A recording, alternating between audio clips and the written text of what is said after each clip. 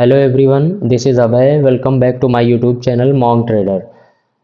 तो आज हम जिस टॉपिक पे बात करने वाले हैं वो है पिवट पॉइंट्स। मतलब पिवट पॉइंट्स होता क्या है ना, और उसका यूज़ हमें कैसे करना है। तो सबसे पहले पिवट पॉइंट्स जो होते हैं वो हमें सपोर्ट और रेजिस्टेंस को निकालने में मदद करते हैं। जैसा कल मैंने अपनी वीडियो में बताया था मैं आपको कि सपोर्ट और रेजिस्टेंस जो है वो कैसे निकालें या चार्ट पे कैसे ड्रॉ करें।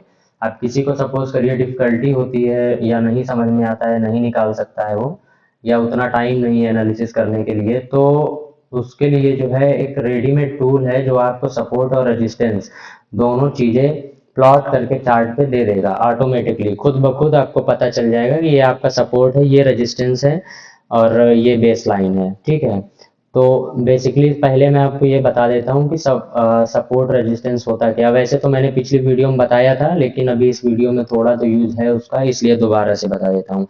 जैसे देखिए, ये मार्केट का अपर लेवल है एंड ये मार्केट का लोअर लेवल है।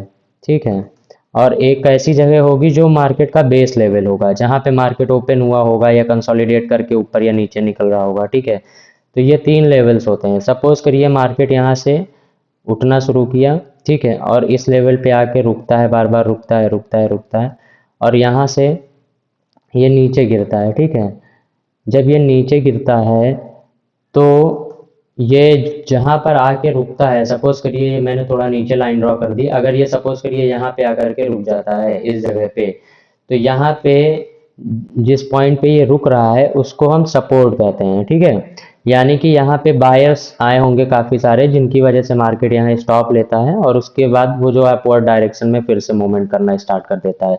सेम वही कंडीशन यहाँ पे होती है।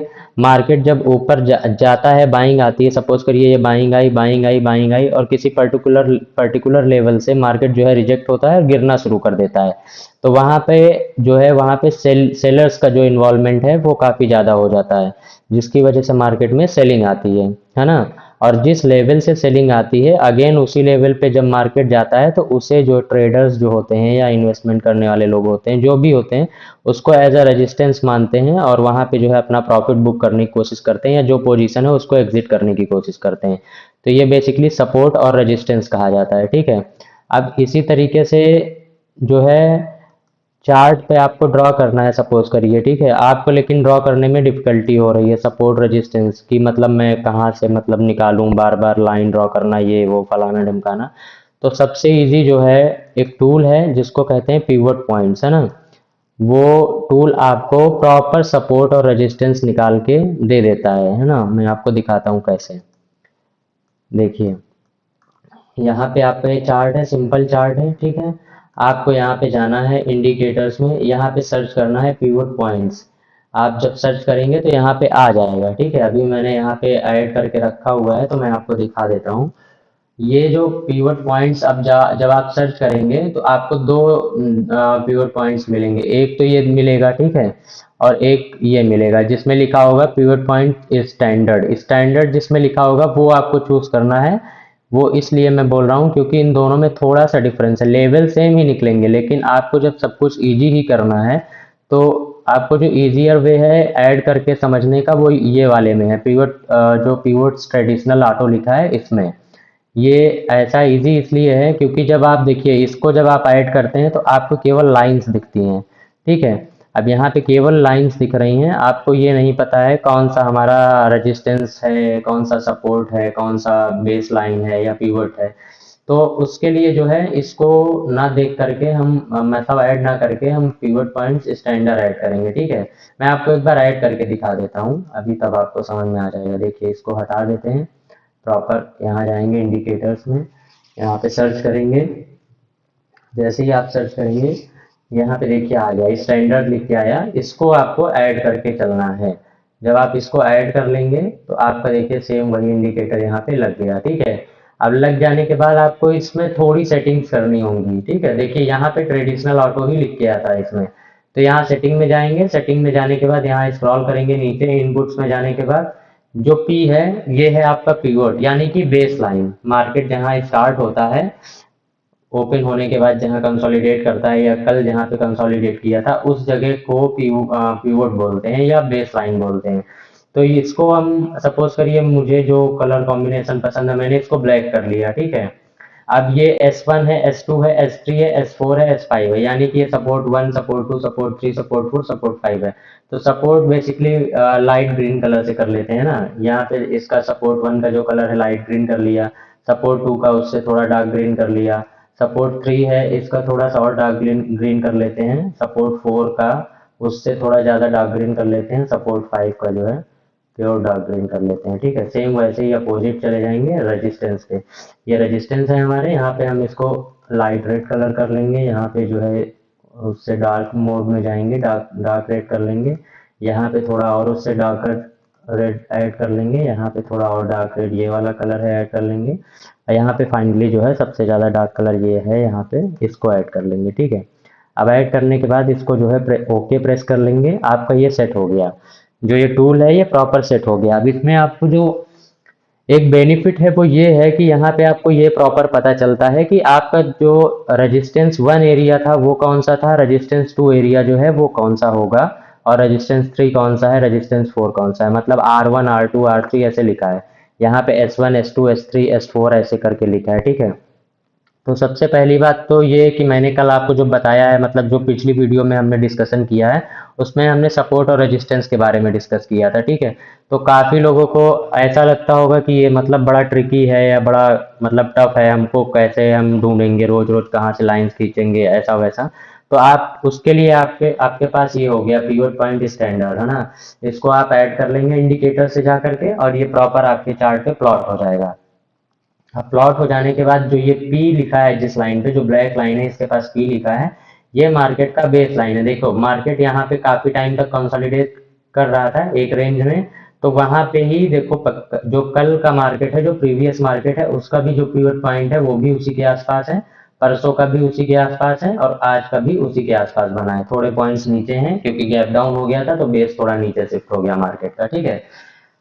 अब ये जो है इसका मेन रोल क्या है, अगर मार्केट ओपन होता है, सपोज करिए किसी दिन मार्केट ओपन होता है और इस पिवट पॉइंट के ऊपर ओपन होता है, ठीक है, और ये 15 मिनट टाइम फ्रेम में आप अगर देख रहे हैं, हो सके तो आप इसको जो है क्या कहते हैं, कंफर्मेशन के लिए longer time larger time frame पर ही देखें, कि बड़े टाइम फ्रेम में देखने से होता क्या है, जो एक्यूरेसी है वो उसका लेवल जो है वो काफी ज्यादा अच्छा होता है चार्ट पे। तो आप सपोज करिए 15 मिनट पे देख रहे हैं, या आधे घंटे पे देख रहे हैं, या 1 घंटे पे देख रहे हैं, जिस भी टाइम फ्रेम में देख रहे हैं उस टाइम फ्रेम की एक कैंडल को क्लोज करना अनिवार्य है, चार्ट पे इम्पोर्टेंट है। अगर वो कैंडल क्लोज हो जाती है देन आप ये आइडेंटिफाई कर सकते हैं उस कैंडल की कैंडल के मदद से कि हाँ ये कैंडल हमें क्या बता रही। सपोज करिए इस पिवट पॉइंट के ऊपर मार्केट खुलता और स्मॉलर टाइम फ्रेम पे जो है ऊपर नीचे करने के बाद फाइनल 1-2 कैंडल में अपवर्ड मोमेंटम दिखाता, और 1 घंटे की कैंडल या उस टाइम फ्रेम पे आधे घंटे की कैंडल को क्लोज कराता, ठीक है।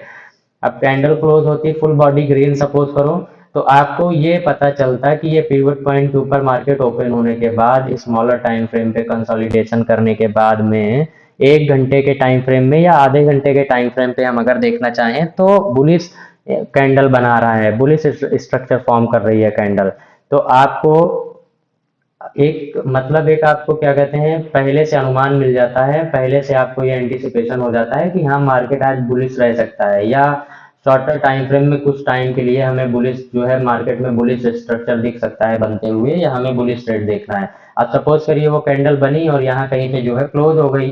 अब आपका R1 लेवल है, R1 है 22,973 पे, ठीक है। अब अगली कैंडल निकलती है कोई 5 या 15 मिनट की, वो 973 के ऊपर प्रॉपर ब्रेकआउट कैंडल बनती है और क्लोज हो जाती है। तो आप क्या करेंगे, यहाँ से आपके पास एक ट्रेड लेने की अपॉर्चुनिटी बनेगी, ठीक है, जिसकी वजह से आप ट्रेड ले पाएंगे। वो होगा आपका R1। आपका R1 आएगा कहाँ से, जब आपको सब चार्ट पे सपोर्ट और रेजिस्टेंस निकालने आता होगा। अगर नहीं आता होगा तो आपको फिर वही टूल जो मैंने आपको बताया पिवट पॉइंट स्टैंडर्ड, ये आपको जो है मदद करेगा, हेल्प करेगा निकालने में। जब आपका मार्केट इस लेवल को ब्रेकआउट करके क्लोजिंग दे देगा कैंडल को प्रॉपर उस टाइम फ्रेम पे, तो आप वहां एंट्री करेंगे, और आपको आगे कौन सा आपका टारगेट होने वाला है। सपोज करो आपने 22,973 पे खरीद तो लिया, लेकिन आपको बेचना कहाँ पे है, आपको अपना जो प्रॉफिट होगा वो कहाँ बुक करना है, या आपके केस में अगर लॉस होता है तो वो कहाँ पे लेना है, ये आप आइडेंटिफाई इसके थ्रू कर सकते हैं। आपका देखिए यहाँ से जाएंगे, आपको देखने को मिलेगा R2 लेवल है। ठीक है, अब R2 लेवल है 23,053 पे, तो 23,053 का जो लेवल होगा उसके आसपास मार्केट रुकना शुरू करता है, या कोई निगेटिव कैंडल फॉर्म करता है, या कोई छोटा सा रिवर्सल इंडिकेशन आता है, तो आपको वहां एग्जिट ले लेना है। प्रॉपर इसके थ्रू ही आप इसको जो है आइडेंटिफाई कर सकते हैं कि ये ब्रेकआउट था, यहाँ हमारा ट्रेड बना, ये ट्रेड बनने के बाद में ये हमारा टारगेट था। टारगेट क्यों था? क्योंकि पिवट पॉइंट जो है वो हमें बता रहे हैं कि कहीं ना कहीं यहाँ पे एक रेजिस्टेंस है, यहाँ पे सेलर्स एक्टिवेट हो सकते हैं और मार्केट को दोबारा से यहाँ से नीचे जो है खींचा जा सकता है। तो इस तरह से आपको जो है कॉल साइड एंट्री लेने में, या किसी भी स्टॉक को प्रॉपर, या किसी इंडेक्स के फ्यूचर को बाई करने में आसानी होगी। सेम वही अपोजिट प्रोसेस होता है पिवट पॉइंट के नीचे। अगर मार्केट खुलता है, सपोज करिए गैप डाउन होता है किसी केस में, या कुछ भी होता है, और मार्केट उसको रिट्रेस करता है या कुछ भी कंसोलिडेशन दिखाता है, उसके बाद में फाइनल जो है लास्ट कैंडल कोई होती है जो आधे घंटे की लास्ट कैंडल है, या 1 आवर की लास्ट कैंडल है, 5 मिनट टाइम फ्रेम में आप देख रहे हैं। आपने देखा 9:15 मार्केट ओपन हुआ, 10:15 पे आप देख रहे हैं कि मार्केट कंसोलिडेट तो यही कर रहा था, लेकिन 10:15 के आसपास जो लास्ट की 3 कैंडल है 15 मिनट में, 5-5 मिनट की, वो बड़ी रेड बन गई। ठीक है, अब आपने देखा कि ये बड़ी रेड कैंडल बन गई, ब्रेकडाउन हुआ या नहीं हुआ, मार्केट कहीं भी है, सपोज करिए मार्केट 22,840 के पास है, और आपका ब्रेकडाउन लेवल जो है वो 834 का है, या 830 मान लीजिए, राउंड फिगर लेवल मानते हैं अगर आप। तो आपको ये आइडेंटिफाई करने में आसानी होगी इस कैंडल की मदद से कि जो ये 1 घंटे की कैंडल यहाँ पे फॉर्म हो रही है, फुल बॉडी बियरिश कैंडल, वो आसानी से तो दोबारा जो है ऊपर जाने नहीं देगी, मार्केट को ग्रीन कैंडल में कन्वर्ट नहीं होने देगी। क्यों? क्योंकि यहाँ पे बायर का जो है डोमिनेंस अच्छा खासा है, इसी वजह से बियरिश कैंडल फॉर्म हुई है। और अगर वो हुई है तो उसके कंटिन्यूएशन में 2-3 कैंडल जरूर आएंगी। हो सकता है एक एक कैंडल डॉजी बन जाए, मतलब थोड़ा कंसोलिडेशन और आ जाए इस लेवल पे, क्योंकि सपोर्ट है, लेकिन अल्टीमेटली जो ट्रेंड रहने वाला है वो डाउन साइड का रहने वाला है। ये 10 आउट ऑफ 7 केसेस में होता है। 2-3 केसेस ऐसे होते हैं जहां मार्केट को घुमा दिया जाता है, मैनिपुलेशन के चक्कर चलते जो है मार्केट को जो है किसी भी तरह जो है ट्रैप करने के लिए ट्रेडर्स को घुमा देते हैं। तो आप जब यहाँ पे करेंगे ना, तो सेम वही प्रोसेस जैसे आपको मैंने ऊपर बताया कि ये जब लेवल का ब्रेकडाउन होगा, जिस टाइम फ्रेम पे आप ट्रेड कर रहे हैं, स्कैल्प है या ट्रेड है, 5 मिनट पे है, 3 मिनट पे है, 15 मिनट पे है, आप देखेंगे उस टाइम फ्रेम पे आपका ब्रेकडाउन हुआ, आपकी कैंडल क्लोज हुई, फुल बॉडी कैंडल है, मतलब वो कैंडल ब्रेकडाउन को आइडेंटिफाई कर रही है कंप्लीटली।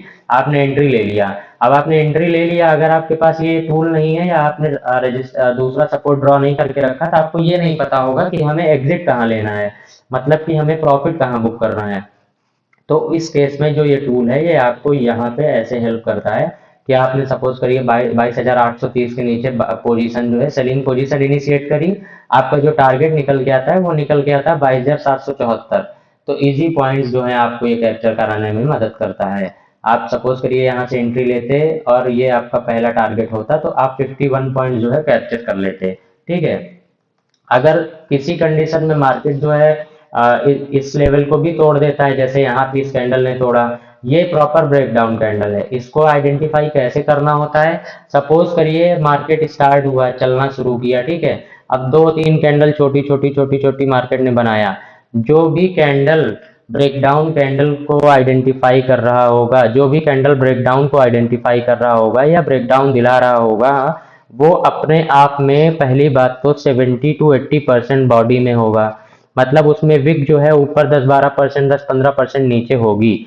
उसके अलावा आपकी जो कैंडल होगी ना, उसका जो बॉडी साइज होगा वो लगभग लगभग 70 से 80% होगा, तब वो ब्रेकडाउन कैंडल है। दूसरा केस ये होता है कि आपकी जो कैंडल ब्रेकडाउन दिला रही है, वो अपने पिछली 3 कैंडल या 2 कैंडल, एटलीस्ट 2 कैंडल से बड़ी होनी चाहिए बॉडी में। ठीक है, और तीसरा जो क्या कहते हैं, ब्रेकडाउन का तीसरा जो इंडिकेशन होता है, या जिसको मैं फॉलो करता हूँ अपने एक्सपीरियंस से मैं आपको बता रहा हूँ, वो ये होता है कि जो भी लेवल आपका ब्रेकडाउन लेवल है, उसको छोटे मार्जिन से ब्रेक नहीं कर रही हो, वो कैंडल प्रॉपर ठीक ठाक मार्जिन से उसको ब्रेक कर रही होगी, तो वो ब्रेकडाउन है। अगर ये तीनों सिनेरियो किसी भी लेवल पे आपको मीट होते हैं और वो लेवल आपका ब्रेकडाउन या ब्रेकआउट लेवल होता है, तो वहां पे वो कैंडल प्रॉपर वर्क करेगी।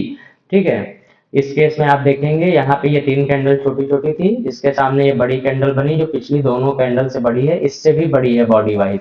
और यहाँ पे देखो आप ब्रेक डाउन हुआ और आसानी से जो है ये यहाँ जो इसका अगला टारगेट था, टारगेट के पास तक मार्केट गया। कभी भी आप ये सोच के नहीं चलेंगे कि मार्केट आपका जो टारगेट है वो 100% अचीव करेगा। आपको हमेशा जो है अपने मन में ये रख के चलना है कि टारगेट अगर 20 पॉइंट का है तो मुझे 18 पॉइंट्स मिल रहे हैं, मुझे बुक करके निकल जाना चाहिए। अगर मार्केट सपोज करिए यहाँ तक आता है, आपका 80% 90% टारगेट हो गया, 10% बचा है, वहां से रिवर्सल कैंडल कैंडल फॉर्म हो रही है, आपको लगता है कि यहाँ से मार्केट रिवर्स हो सकता है, तो आपको हट जाना चाहिए। क्यों? क्योंकि मार्केट कभी कभी क्या करता है ना, 80% 90% 75% टारगेट देगा, उसके बाद रिवर्सल ले लेगा। ठीक है, कई लोग बेचारे फंसे ही रह जाते हैं, उनको एग्जिट ही नहीं मिलता है। ठीक है, वो रोया करते हैं बाद में कि अब एग्जिट नहीं कर पाए, प्रॉफिट तो आया था लेकिन कर नहीं पाए। तो ये केस होता है। फिलहाल इस केस में क्या हुआ, अगर कोई ऑप्शन बायर रहा होगा तो मे बी वो लॉस में रहा होगा, अदरवाइज जो फ्यूचर बाय करते हैं या सेल करते हैं उनका यहाँ पे कोई लॉस नहीं हुआ। मार्केट प्रॉपर जहाँ से ब्रेकडाउन दिया, जिस कैंडल के हाई पे आपने एसएल रख के शॉर्ट किया होगा, वो कैंडल का एसएल दोबारा लिया नहीं मार्केट ने और फाइनली टारगेट 100% अचीव कराया है। ठीक है, तो इस केस में आपको ये ध्यान रखना है कि जो ब्रेकडाउन आपका हो रहा है वो कैंडल ब्रेकडाउन वाली, दोबारा से बता रहा हूँ आपको, वो जो ब्रेकडाउन कैंडल होगी वो अपने आप में 75 टू 80% बॉडी में होगी। ठीक है, 30% वीक होंगी, दोनों साइड मिला के तो चलेगा, लेकिन 60-40 का रेशियो है तो आप उसको ब्रेकडाउन कैंडल मत मानिएगा। ठीक है, आइडियली जो ब्रेकडाउन कैंडल होता है वो 70% प्लस बॉडी के साथ ही बना होता है।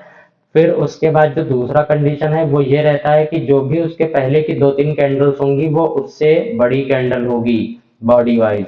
और तीसरा जो उसका नेचर होता है वो ये होता है कि जो भी ब्रेकडाउन लेवल होगा वो उसको थोड़ा बड़े मार्जिन से ब्रेक करेगा।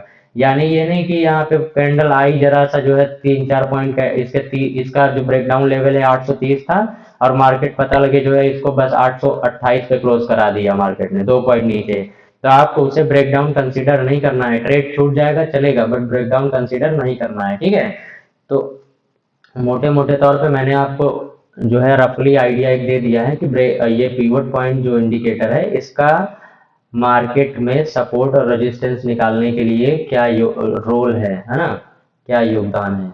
अभी जिसको समझ में नहीं आया है कुछ भी, वो लोग कमेंट करके दोबारा से पूछ सकते हैं, या कोई कमी लगती है वीडियो में, अभी मैं नया नया बनाना स्टार्ट किया हूँ तो भी आप लोग बता सकते हैं कि क्या सुधार की ज़रूरत है। बाकी अगर समझ में आ गया है तो आप लोग जो है वीडियो को लाइक करें। ठीक है, कमेंट करके ज़रूर बताएं कि वीडियो कैसी लगी है, और अगर नए हैं तो चैनल को सब्सक्राइब करें। Thank you.